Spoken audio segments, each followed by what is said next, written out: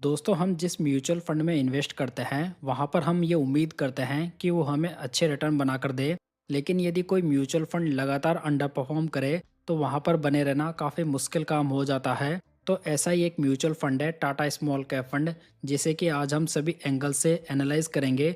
और वीडियो के लास्ट में मैं आपको ये बताऊंगा कि इस फंड के साथ में आगे क्या करना चाहिए। तो वीडियो के लास्ट तक ज़रूर बने रहिएगा। तो यहाँ पर सबसे पहले फंड की बेसिक्स की बात करते हैं। ये जो फंड है वो 2018 में लॉन्च हुआ था, यानी कि यहाँ पर फंड को लॉन्च हुए काफ़ी टाइम हो चुका है। फंड का benchmark index Nifty small cap 250 TRI है। फंड का एयूएम देखें तो ये 11,330 करोड़ रुपीज़ है। और इसके डाइट प्लान का एक्सपेंस रेशियो 0.48% है। साथ ही यदि आप इन्वेस्टमेंट के 30 दिन के अंदर पैसा विड्रॉ कर लेते हैं तो यहाँ पर आपको 0.50% का एग्जिट लोड पे करना होगा। टाटा स्मॉल कैप फंड को 2018 से मिस्टर चंद्र प्रकाश पडियार और 2023 से मिस्टर जितेंद्र खत्री मैनेज कर रहे हैं।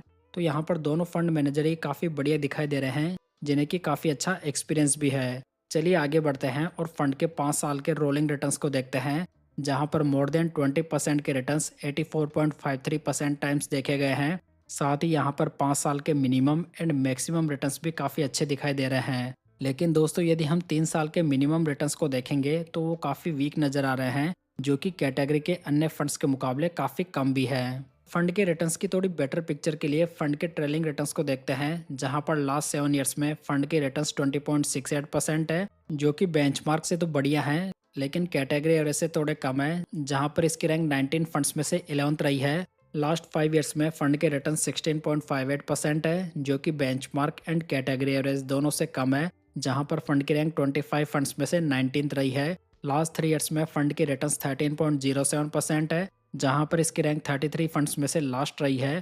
अगर लास्ट 1 ईयर में देखें तो फंड के रिटर्न्स नेगेटिव में 8.43% है, जहां पर बेंचमार्क एंड कैटेगरी एवरेज दोनों ने पॉजिटिव रिटर्न्स बनाए हैं। लेकिन ये फंड नेगेटिव में बहुत ही खराब रिटर्न्स बनाकर दे रहा है, जहां पर भी इसकी रैंक लास्ट है। वहीं पर लास्ट 6 मंथ्स में देखें तो ये नेगेटिव में 4.94% है, जहां पर भी ये काफ़ी कम रिटर्न्स हैं।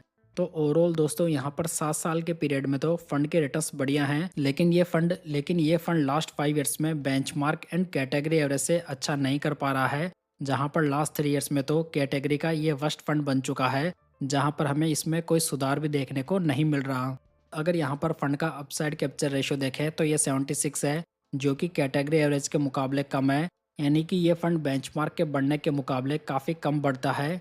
वहीं पर यदि डाउनसाइड प्रोटेक्शन को देखें तो ये 84 है, जो भी कैटेगरी एवरेज से खराब मानी जा सकती है, यानी कि ये फंड बेंचमार्क के बढ़ने के साथ में इतनी बढ़िया अपमूव नहीं दिखा रहा, लेकिन साथ ही ये मार्केट करेक्शन के साथ में ज़्यादा गिर भी रहा है। यानी कि कहने का मतलब ये हुआ कि यहाँ पर इन्वेस्टर्स को दोहरी मार पड़ रही है। साथ ही यहाँ पर यदि रिस्क रेशियोज में फंड का अल्फा देखें तो ये नेगेटिव में 3.17% है, जहाँ पर इसकी लास्ट रैंक है, यानी कि ये फंड बेंचमार्क को बीट कर पाने में नाकाम रहा है। फंड का बीटा देखें तो ये 0.86 है, तो यहाँ पर फंड का बीटा तो रीजनेबल है, लेकिन यदि फंड का साप रेशो देखें तो ये 0.48 है, जो भी कैटेगरी का वर्स्ट साप रेशो है। किसी फंड का साप रेशो ये इंडिकेट करता है दोस्तों कि फंड कितने रिस्क फ्री रिटर्न्स बनाकर दे रहा है। तो दोस्तों जब फंड अच्छा परफॉर्म ही नहीं करेगा तो उसके रिस्क रेशियोज ऑटोमेटिकली खराब रहेंगे। चलिए अब सबसे इम्पोर्टेंट पॉइंट इसका पोर्टफोलियो देखते हैं, जहां पर हमें टोटल 63 स्टॉक्स दिखाई देंगे। टॉप 10 स्टॉक्स का वेटेज यहाँ पर 35% है, जो कि बढ़िया डाइवर्सिफिकेशन को इंडिकेट कर रहा है।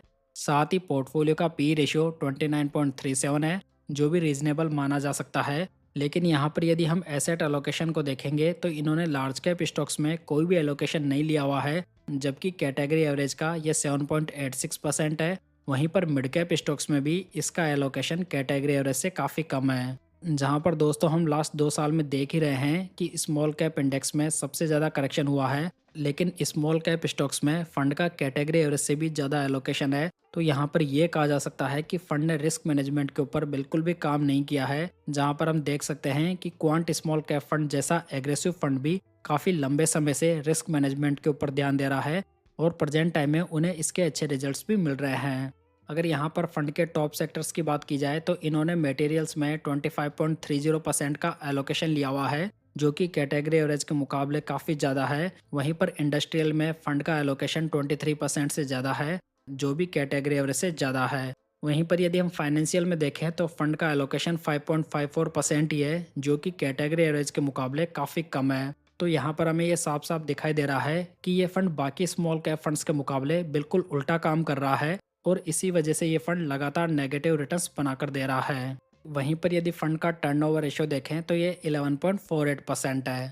तो यहाँ पर यह कहा जा सकता है कि फंड में स्टेबिलिटी तो मौजूद है, लेकिन स्टेबिलिटी भी दोस्तों तब तक ही काम आती है जब फंड की स्ट्रेटजी सही से काम कर रही हो। लेकिन यहाँ पर फंड की बाई एंड होल्ड की स्ट्रेटजी बिल्कुल भी काम नहीं कर रही। तो दोस्तों यदि आपको भी डर है कि कहीं आपका म्यूचुअल फंड ऐसे परफॉर्म ना करे, तो इसके लिए मैंने म्यूचुअल फंड की एक बहुत ही बढ़िया मास्टर ई बुक तैयार की है, जिसमें कि मैंने फंड सिलेक्शन, पोर्टफोलियो रिव्यू और खराब फंड्स को फिल्टर करने का तरीका बताया है। तो यदि आप इसमें इंटरेस्टेड हैं तो आप इसे डिस्क्रिप्शन बॉक्स और पिन कमेंट से डाउनलोड कर सकते हैं। ओवरऑल देखा जाए तो फंड के बेसिक्स में ही यहाँ पर प्रॉब्लम दिखाई दे रही है, जहाँ पर फंड मैनेजर बदलते हुए मार्केट के अकॉर्डिंग अपनी स्ट्रेटजी को बदलने को तैयार नहीं है। दोस्तों फंड मैनेजर का काम ही होता है कि वो प्रोएक्टिव रहकर अपने इन्वेस्टर्स के लिए जो बेस्ट है वो करें। लेकिन यहाँ पर न तो फंड का एसेट एलोकेशन ठीक दिखाई दे रहा है, न ही यहाँ पर इसमें कोई मेजर चेंजेस हो रहे हैं, न ही फंड अच्छी डाउनसाइड प्रोटेक्शन दे पा रहा है। तो यहाँ पर जो टाटा स्मॉल कैप फंड है और एसबीआई स्मॉल कैप फंड है, दोनों फंड ही कैटेगरी के वर्स्ट फंड बन चुके हैं और अभी यहाँ पर इन दोनों फंड्स में होड़ चल रही है कि इनमें से कौन सा फंड लास्ट रहेगा। लेकिन दोस्तों हो भी सकता है कि इन फ्यूचर ये फंड अच्छा करने लगे, लेकिन प्रेजेंट सिचुएशन को देखकर ये फंड बिल्कुल भी फ्रेश इन्वेस्टमेंट के लिए बढ़िया नहीं दिखाई दे रहा। बाकी आप खुद समझदार हैं कि आपको क्या करना है।